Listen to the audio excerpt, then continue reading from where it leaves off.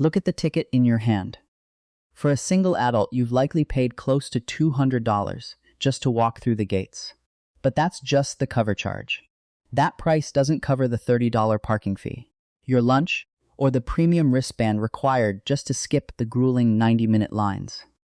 It doesn't include the digital photo captured as you plummeted down a drop, and it certainly doesn't include the custom-built lightsaber your child will spend the next 3 hours begging you to buy. By the time a family of 4 pulls out of the parking lot at the end of the day, they haven't just had a vacation. They've executed a financial transaction worth anywhere from $800 to $2,000 for one day, in a park built on California soil that Walt Disney originally snatched up for a mere $5,000 an acre in the 50s. So how does a place with these astronomical prices manage to bring families back year after year in numbers massive enough to generate a staggering $22 million in revenue every single day? The secret isn't the rides. In the grand financial scheme of Disney, the roller coasters are almost incidental. What Disneyland has perfected over 70 years is something far more sophisticated than a theme park. They've built a psychological machine where every square inch of the property is designed to extract revenue, and every dollar you spend feels less like a cost and more like a core memory. It is a masterclass in making the expensive feel essential. Start with the ticket. Disneyland uses dynamic pricing, meaning the cost of a single-day ticket changes based on the day you visit. A Tuesday in January costs less than a Saturday in July. A regular weekday costs less than a holiday. This is not simply about managing revenue. It is about managing crowds. By charging more on the days when demand is highest, Disneyland nudges some price-sensitive visitors toward less popular days. That keeps the park from reaching unsafe capacity on its busiest dates, while maximizing revenue across the entire year. The same seat on the same ride generates more money on a busy Saturday than on a quiet Monday, simply because Disney charges more for it. But the ticket price is only the beginning of the admission revenue story. Annual passes, called Magic Keys at Disneyland, allow frequent visitors to pay a flat fee for repeated access across the year. The cheapest tier costs roughly $500 and comes with significant restrictions on which days it can be used. The most expensive tier costs close to $2,000 and offers near unlimited access. For Disney, annual passes serve a specific financial purpose. They convert the uncertain behavior of occasional visitors into predictable, recurring revenue.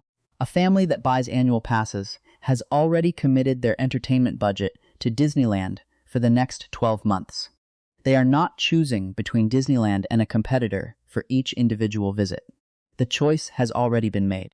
And because they have already paid, they visit more frequently, which means they spend more on food and merchandise throughout the year. Now consider what Disney did with the queue. For more than 20 years, Disneyland offered a free service called FastPass.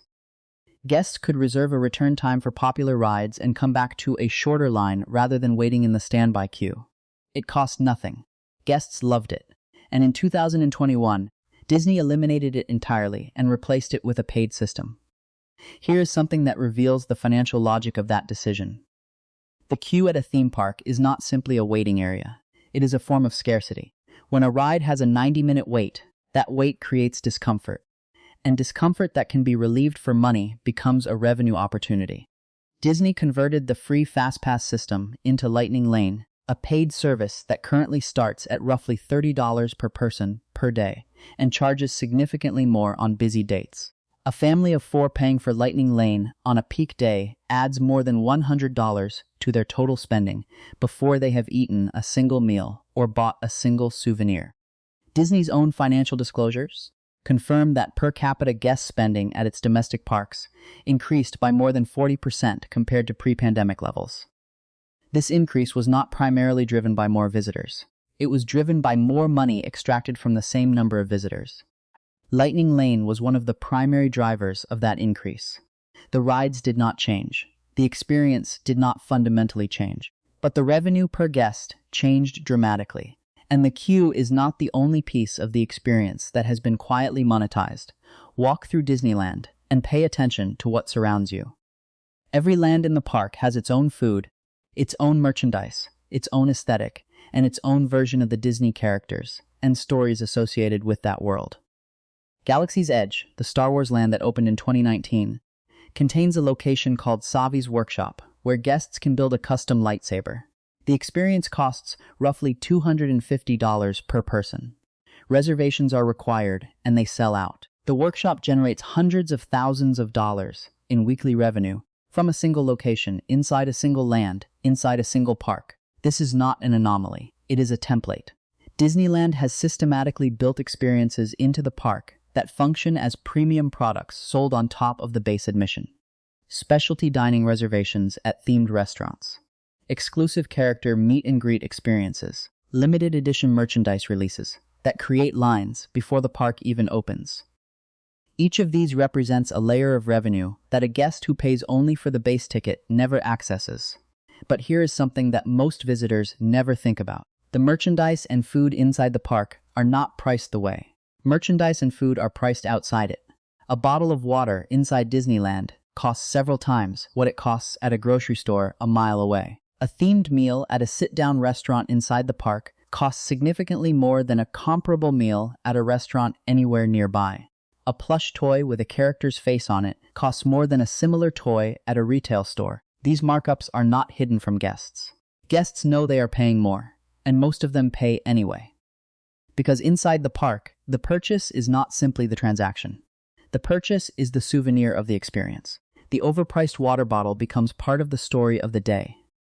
And that emotional packaging is worth more than any rational price comparison would suggest. Here is something strange about how Disney designed the physical park to maximize this. Disneyland's layout is not accidental. The Main Street entrance draws every guest past shops and restaurants before they reach a single ride. The most popular attractions are positioned in ways that require walking past merchandise locations to reach them. Food and retail are embedded into the themed environments of each land, so that buying a churro in Fantasyland or a Galaxy's Edge snack in Star Wars territory feels like part of the immersion rather than a commercial transaction. The park is an experience, and the purchases inside it are seamlessly woven into the fabric of that experience. Food and merchandise together represent a substantial share of Disneyland's daily revenue. Estimates based on Disney's financial disclosures suggest that food, beverage, and merchandise contribute roughly $7 to $8 million per day to the overall $22 million daily revenue figure for the Disneyland Resort. That is a meaningful portion of total revenue generated entirely after the guest has already paid for admission. And then there are the hotels. The Disneyland Resort operates 3 hotels adjacent to the park. The Grand Californian Hotel is positioned directly inside the park itself, accessible through a private entrance that hotel guests can use even before the park opens to the general public. Room rates at the Grand Californian start at several $100s per night and can exceed $1,000 during peak periods. The resort has roughly 2,400 total rooms across its 3 properties. At average occupancy rates that Disney has historically reported in the high 80s to low 90s% range, the hotels generate estimated revenue of roughly $1.7 billion annually for the Disneyland Resort. Hotel guests are also significantly more valuable to the park itself than day visitors. A guest staying at a Disney hotel typically visits the park on multiple days. They eat more meals inside the park. They buy more merchandise because they have luggage space to carry things home. And they are physically within the resort ecosystem for multiple days rather than a single visit, which means more opportunities for Disney to generate revenue from their presence. Here is something that most people outside the industry do not realize about how Disneyland's financial model interacts with the broader Disney business. The characters, stories, and intellectual property inside Disneyland do not belong only to the park. They belong to the Walt Disney Company. The films generate audiences. The audiences create emotional attachment to characters. The characters drive visitors to the parks. The park visits generate merchandise sales. The merchandise reinforces emotional attachment to the characters. And the characters return to the screen in new films and television shows that begin the cycle again. This loop is not incidental. It is the core architecture of the entire Disney business. The park is not simply a revenue source. It is the physical manifestation of decades of storytelling that makes every product in the Disney ecosystem more valuable. A child who grew up watching The Lion King and then visited a Lion King experience at Disneyland has a relationship with that property that no amount of advertising could create as efficiently. But the loop also means the park carries obligations that a purely commercial attraction would not. Disney must keep the rides, the characters, and the environments aligned with the stories its films and television shows are telling. When a new franchise emerges, the park must eventually incorporate it. This requires continuous capital investment. Disney has announced a plan to invest $60 billion in its parks and experiences division over a 10-year period. New lands are being built. Existing rides are being updated. Thematic environments are being redesigned to reflect newer intellectual property. This investment is not optional maintenance. It is the cost of keeping the physical park relevant to the emotional world that the company's films and streaming content are building. Here is something counterintuitive about who Disneyland's most financially valuable customers actually are. The visitors who spend the most money per visit are not first-time visitors experiencing the park for the first time. They are returning visitors who know the park well, have already experienced everything once, and now come back specifically to experience premium offerings that they did not purchase on earlier visits. Annual pass holders who visit dozens of times per year spend more in total than a family visiting once on a vacation. Repeat visitors buy the Lightning Lane because they know exactly which rides benefit most from it. They dine at the premium restaurants because they have already eaten at the standard locations. They buy the limited edition merchandise because they recognize it as limited. But here is the tension that sits underneath the entire model. Disney has raised ticket prices by nearly 40% since 2019. It converted a beloved free service into a paid product. It has added layer after layer of optional premium spending on top of an already expensive base admission. And the market has, so far, continued to absorb those increases. Per capita spending has grown even as prices rose. But the willingness of families to keep spending more cannot increase indefinitely. The visitors most likely to pull back first are not the wealthy repeat visitors who anchor the high spending. They are the middle-income families, for whom a Disneyland trip represents a major annual financial decision. If those families begin to feel that the total cost of a Disneyland day has moved beyond what they can rationalize, they do not become more price-conscious at Disneyland. They stop coming at all. And Disneyland, without the family market, is a fundamentally different business than the one that has operated profitably for 70 years. Disney has also invested heavily in technology to manage this tension. The Lightning Lane system, the dynamic pricing model, the mobile app that manages every aspect of the visit from dining reservations to ride wait times. All of these are tools that allow Disney to shift revenue toward the guests most willing to pay while using pricing signals to spread attendance more evenly across the calendar. The technology does not just improve the guest experience. It optimizes the financial yield from the park in ways that analog ticketing and fixed pricing never could. Labor is one of the largest costs in the operation. Disneyland employs roughly 31,000 cast members, the term Disney uses for all park employees. Managing a workforce of that size, with the training standards, costume requirements, character performance skills, and service expectations that the Disney brand demands, is an ongoing operational challenge. Wages for theme park workers have been a point of significant negotiation and public attention in recent years. Every increase in the average hourly wage across 31,000 employees flows through directly to operating costs that the ticket price and in-park spending must ultimately cover. Here is something that reveals the underlying economics most clearly. Disneyland generates an estimated $22 million in daily revenue on an average day. Its estimated daily operating costs run to roughly $16 million, leaving an operating income of approximately $6 million per day. That is a margin of roughly 27% on daily operations. For a physical, labor-intensive entertainment business operating on valuable Southern California real estate, that is an extraordinary margin. And it has been growing, not shrinking, even as prices have risen. So this is how Disneyland actually makes money. It charges for admission at prices that vary by demand and rise consistently over time. It converts occasional visitors into committed annual pass holders who pay up front and visit repeatedly. It sells the ability to skip the line as a separate product, layered on top of admission. It designs the physical park so that food and merchandise purchases feel like part of the experience, rather than transactions separate from it. It operates hotels that capture multi-day visitor spending and place guests inside the resort ecosystem for extended periods. It sells premium experiences within premium experiences, from custom lightsabers to exclusive dining, each priced for the guest who wants something beyond what the base ticket provides. And it anchors all of this in the emotional value of intellectual property that decades of filmmaking and storytelling have made genuinely irreplaceable. There is one more layer to this business that rarely gets discussed outside of financial analyst reports. The Tokyo Disney Resort is not owned by Disney. It is owned and operated by a Japanese company called Oriental Land. Disney licenses the brand, the characters, the ride designs, and the operational playbook to Oriental Land in exchange for royalty payments.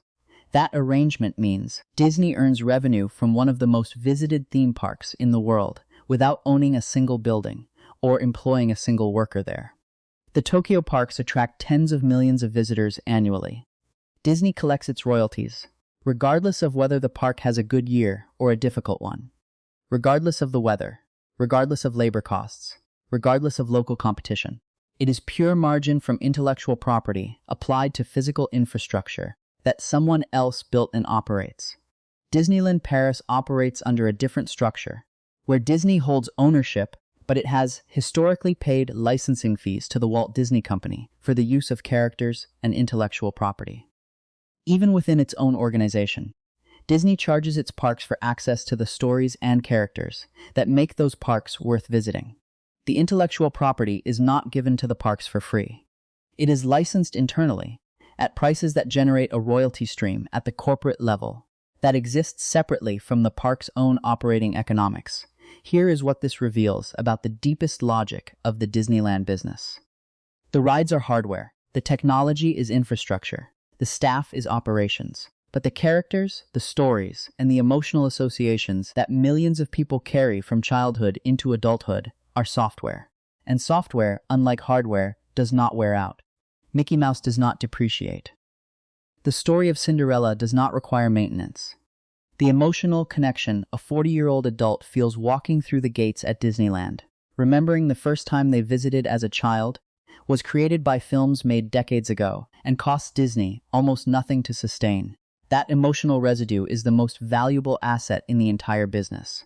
It is what allows Disney to charge more than its competitors. It is what keeps families returning across generations. It is what makes the lightsaber worth $250 and the churro worth $6 and the family photograph worth $20, not because the products are exceptional by any objective standard, but because they exist inside an environment saturated with meaning that was placed there decades before the visitor ever arrived. And that meaning, once established, is remarkably self-sustaining. Every new generation of children who grows up watching Disney films arrives at the park already emotionally prepared to spend money there. Disney does not need to convince them. It only needs to give them a way to convert the feeling into a transaction. And the park is, at its core, a very sophisticated machine for doing exactly that. Here is something that most visitors experience without ever consciously registering. The food inside Disneyland is not designed primarily to satisfy hunger. It is designed to generate revenue while sustaining the emotional environment of the park. Every food item in every land is themed to match the world surrounding it. The bread bowl in the New Orleans Square area feels like New Orleans. The alien-themed snacks in Galaxy's Edge feel like a different planet. The pricing is not visible on large menus that invite comparison. It is presented as part of the experience. And guests in a state of emotional immersion make very different purchasing decisions than guests standing in front of a normal restaurant menu doing a price per calorie calculation. Disney has also built a sophisticated pre-commitment system into how families plan Disneyland visits. Dining reservations at popular in-park restaurants must be booked weeks or months in advance. Lightning Lane Multi-Pass can be purchased days before arrival. Special event tickets for seasonal nights are sold months ahead. Each of these advance purchases locks in spending before the family even leaves home, and pre-committed spending is psychologically very different from spending decisions made in the moment. A family that has already paid for a premium dining reservation will show up for that reservation, even if they are tired. A family that has pre-purchased Lightning Lane will use it aggressively to justify the cost. Pre-commitment converts uncertain, in-park spending decisions into reliable revenue. Here is something counterintuitive about the cost of building new attractions. A major new ride at Disneyland can cost several $100 million to design, construct, and open.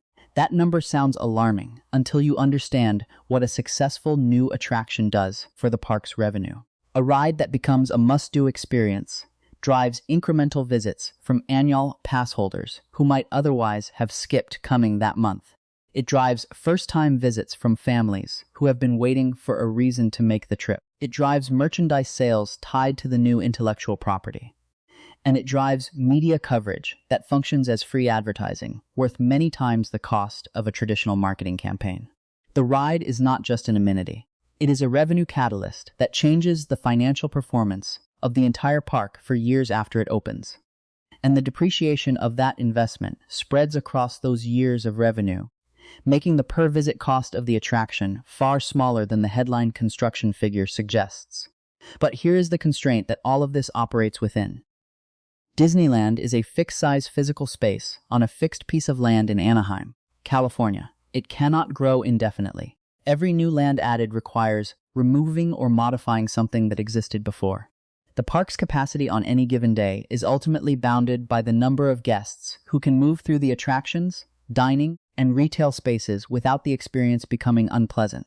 And an unpleasant experience, regardless of how much was spent to produce it, erodes the emotional foundation that justifies every dollar of the pricing structure above it. Managing that constraint, keeping the experience feeling magical at the price point Disney charges, is the most difficult operational challenge the business faces. It is harder than building the rides. It is harder than negotiating with unions. It is harder than forecasting commodity prices or managing hotel occupancy, because it requires sustaining a feeling at industrial scale every single day for decades. And Disneyland has done it. That, more than anything else in the financial model, is what makes the business extraordinary. The ticket in your hand is not the cost of entry to a theme park. It is the opening payment in a carefully designed system that has 70 years of experience, turning a day of magic into one of the most profitable businesses in the history of entertainment. But it makes you wonder, at what point does the magic become too expensive for the average family? And if that day comes, can the Disney machine survive without them? Let me know in the comments. Is a trip to Disneyland still worth the price tag for you? Or has the magic finally been priced out? If you found this breakdown interesting, don't forget to hit the like button and subscribe for more deep dives into how the world's biggest brands actually